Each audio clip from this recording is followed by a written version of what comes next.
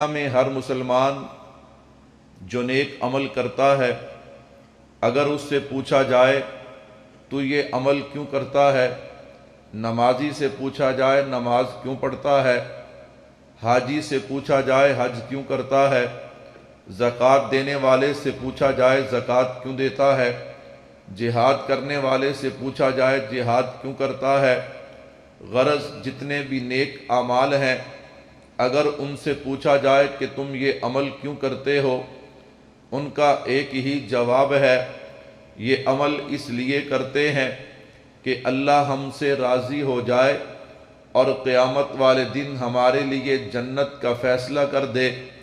آپ کسی سے پوچھیں گے ہر بندے کا جواب یہی ہوگا، لیکن میں قربان جاؤں، اللہ نے اکابرین علماء دیوبند کو نبی کی محبت بڑی عجیب عطا کی۔ جب ہر بندہ یہ کہتا ہے کہ ہم نیک اعمال اس لیے کرتے ہیں، آپ حضرات کی توجہ ساری ادھر گئی ہے۔ میں نے شروع میں کہا نا جی کہ بھائی ضیاء اللہ تے گزارا کر گئے تو انہیں گزارا نہیں ہونا، انشاءاللہ مہمان آتے جاتے رہیں گے، آپ کی توجہ میری طرف رہے۔ ابھی تو گاڑی نے لائن پہ چڑھنا ہے تو پہلے ہی اتر گئی تو کام خراب ہوگا، جدوں چڑھ جائے پھر جو مرضی کر دے رہے ہو۔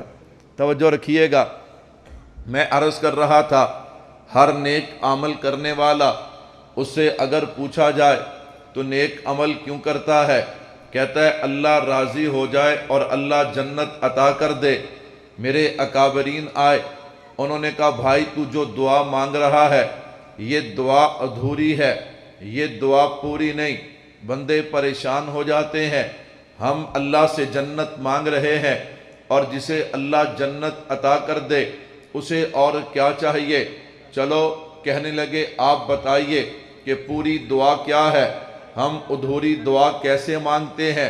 تو میں قربان جاؤں، میرے اکابرین کا جواب سننا، اگر ایمان تازہ ہو تو پھر بول کے بتانا۔ ہمارے اکابر کیا کہتے ہیں؟ رب سے یوں مانگا کرو، اللہ قیامت والے دن جنت بھی دینا، جنت میں مصطفیٰ کے قدموں میں جگہ بھی عطا کر دینا۔ میرے بھائیو توجہ کیجئے گا، جنت بھی دینا اور جنت میں مصطفیٰ کے قدموں میں جگہ بھی عطا کر دینا۔ ایک بندہ کہنے لگا، کہتا ہے مولوی صاحب عنوان تو بڑا پیارا باندھا ہے، بات تو بڑی اچھی کی ہے، لیکن اس پہ کوئی دلیل بھی ہے یا صرف یہ تمہارے اکابر کا ذوق ہے؟ میں نے کہا الحمدللہ اس پر ہمارے پاس دلیل بھی ہے۔ کہتا کیا دلیل ہے؟ میں نے کہا چلو قرآن کریم سے آغاز کرتے ہیں، اب آپ کی پوری توجہ چاہیے، صرف 30 منٹ 5 منٹ گزر گئے، 25 منٹ باقی ہیں اور میں نے اس عنوان کو کھول کے آپ حضرات کے گوش گزار کرنا ہے۔ کہتا ہے مولوی صاحب کوئی دلیل بھی ہے؟ میں نے کہا اٹھائیے قرآن کریم، میرے نبی کے جلیل القدر صحابی حضرت ثوبان رضی اللہ تعالیٰ عنہ میرے نبی کی مجلس میں آئے ہیں، چہرہ اترا ہوا، بہت پریشان، جیسے بندہ بڑے دنوں سے بیمار ہوتا ہے۔ میرے نبی کی مجلس میں آ کر بیٹھے، آقا نے دیکھا، آقا پوچھتے ہیں ثوبان کیا بات ہے؟ مجھے کہنے دینا،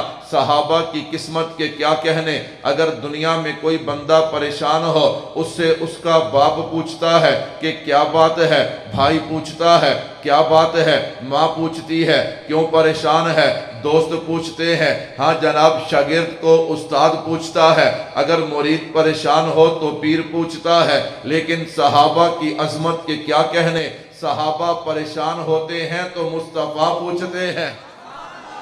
پوچھا میرے پیارے تجھے کیا بات ہے، تو پریشان کیوں ہے، تو بیمار ہے، آخر کوئی وجہ، اتنا پریشان کیوں ہے؟ حضرت ثوبان رضی اللہ تعالیٰ عنہ کا جواب سننا۔ حضرت ثوبان کیا فرماتے ہیں؟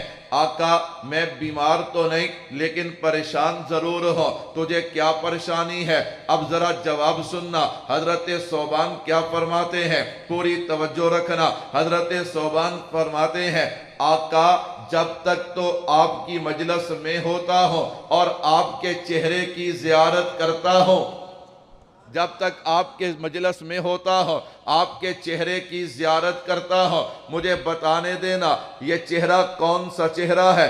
اگر آپ کا ذوق، میں تھوڑا سا اس چہرے کا تعارف کروا دو۔ حضرت ثوبان کیا فرماتے ہیں، جب تک میں آپ کی مجلس میں ہوتا ہوں اور آپ کے چہرے کی زیارت کرتا ہوں، اللہ نے میرے نبی کو چہرہ کیسا عطا کیا، اللہ نے میرے نبی کو حسن و جمال کیسا عطا کیا۔ آج ذرا میں اپنے نبی کے چہرے کی ایک جھلک بھی پیش کرتا جاؤں، اپنے نبی کے حسن اور جمال کی ایک جھلک بھی پیش کرتا جاؤں۔ میرے نبی کے حسن کو سمجھنے سے پہلے ذرا تو احادیث مبارکہ سننا۔ جو بندہ کہتا ہے مولوی صاحب میں گہرائی میں اتر کے نبی کی سیرت کو سنتا ہوں، میں اسے دعوت دیتا ہوں، میں نبی کے سیرت کے، نبی کے حسن و جمال کے ٹھاٹھے مارتے سمندر سے کچھ موتی نکال کے تیرے دامن میں ڈالنے لگا ہو۔ میرے نبی کا حسن و جمال کیا ہے؟ اللہ کے نبی فرماتے ہیں ان اللہ جمیل و یحب الجمال۔ کیا مطلب؟ اللہ خوبصورت ہے، اللہ خوبصورتی کو پسند کرتے ہیں۔ اور دوسری روایت میں فرمایا انا حبیب اللہ، اللہ نے مجھے اپنا حبیب بنایا ہے۔ اللہ خوبصورت ہے، خوبصورتی کو پسند کرتے ہیں اور اللہ نے آپ کو اپنا حبیب بنایا ہے۔ اب اٹھانا قرآن، اللہ فرماتے ہیں لَقَدْ خَلَقْنَا الْإِنسَانَ فِي أَحْسَنِ تَقْوِيمٍ، میں نے کائنات کا ہر انسان خوبصورت بنایا ہے۔ تو پھر مجھے کہنے دے، جو رب خوبصورتی کو پسند کرتا ہے اس نے تجھے اور مجھے بنایا تو خوبصورت بنایا۔ سوچنا جب اس نے اپنے حبیب کو بنایا ہوگا تو کتنا خوبصورت بنایا ہوگا۔